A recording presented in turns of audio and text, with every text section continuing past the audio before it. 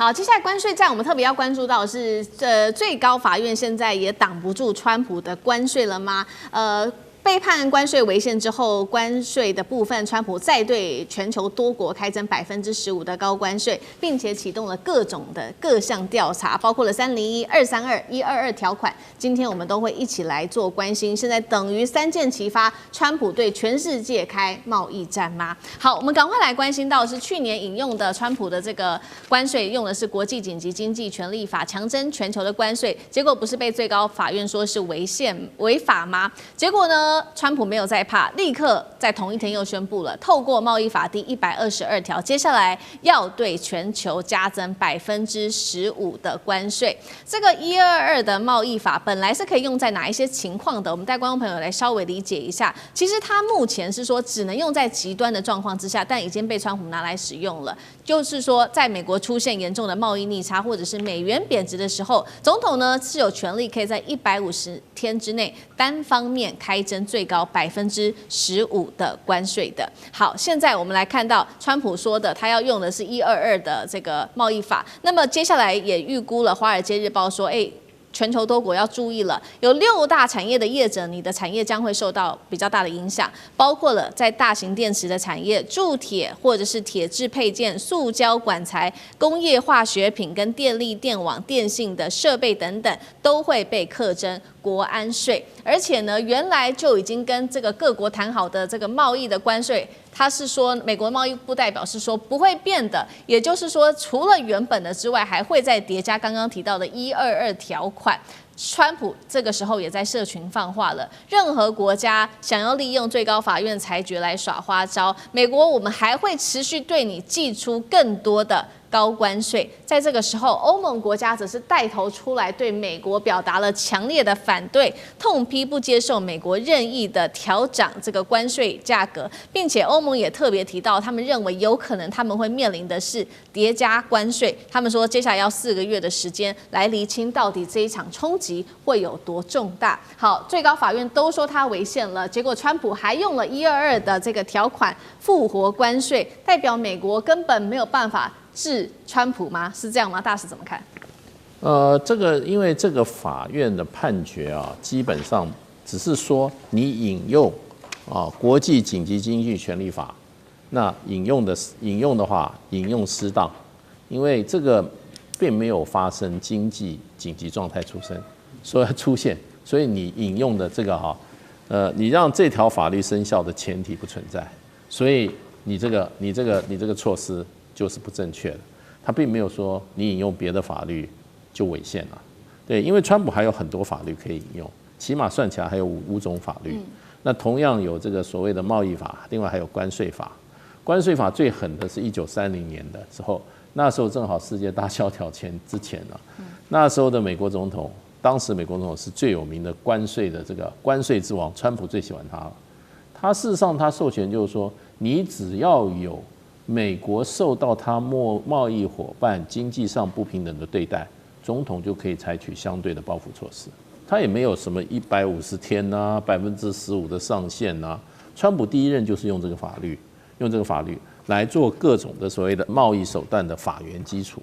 那问题他第二任以后，他太有信心了，因为他觉得最高法院是他养的，因为6个大法官里面有3个是他任任，6个大法官自由派的。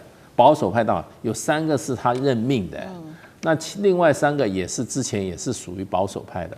法院的结构是6个保守的对3个自由派，川普根本不在乎。没想到这个事情一出来以后，美国有几万个中小企业，包括我们很熟悉的 Costco， 还有美国的进口商一起告川普，说你这个违宪。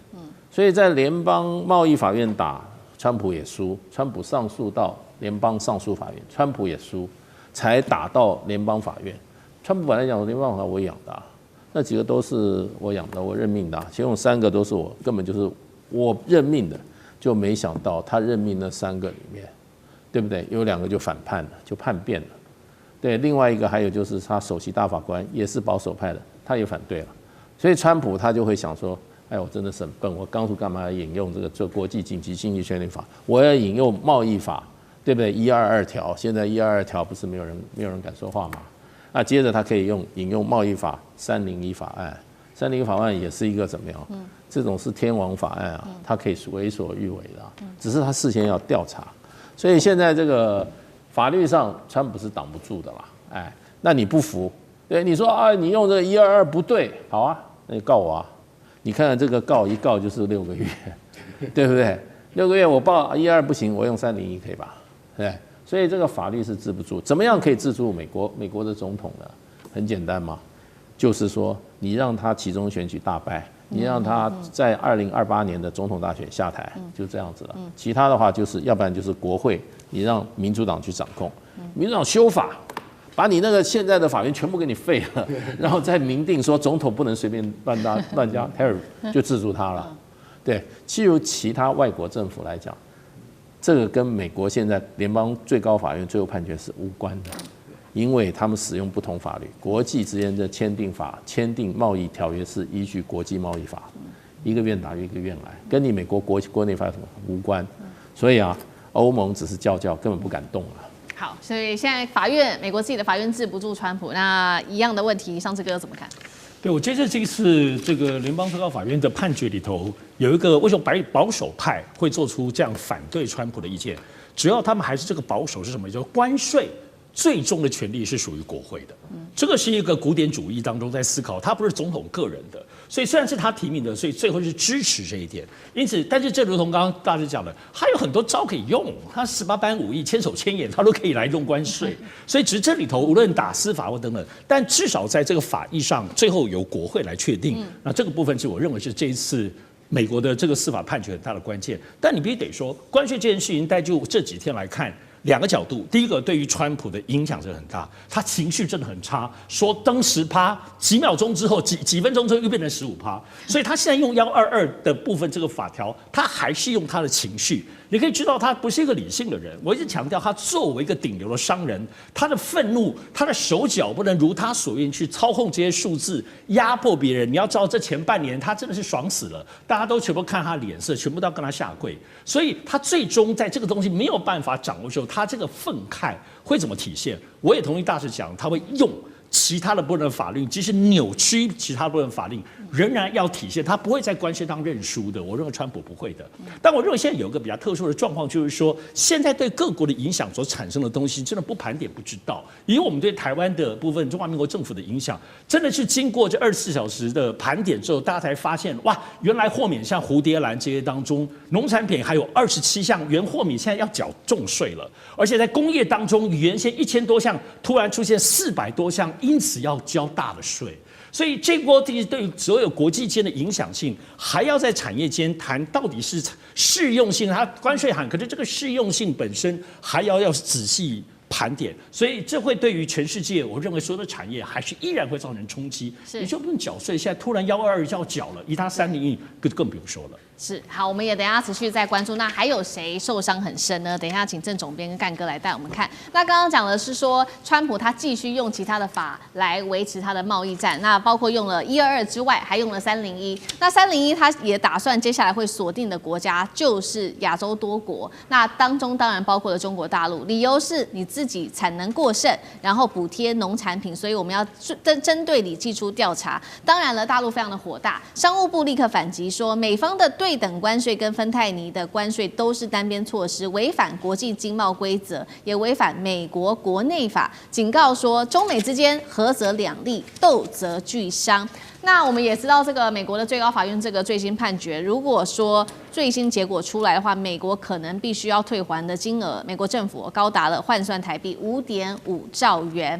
专家认为说，川普如果想赖账是不容易的，关键就在于说，美国司法部先前在诉讼中已经保证了，一旦原告胜诉，必定会收到退款，并且还会给你利息。接下来谁会受伤比较深？美国现在是对全世界打贸易战吗？郑总编怎么看？我觉得这个贸易战在美国国内其实有一些制约，特别是年底的这个选举，对川普来讲，这才是至关重要。如果没有这个选举，我认为川普真的会为所欲为。但现实就是，你如果贸易战打得过于脱线，特别是不只是伤对手，你自己也惨兮兮，对他选举不利。我认为川普绝不会这样干。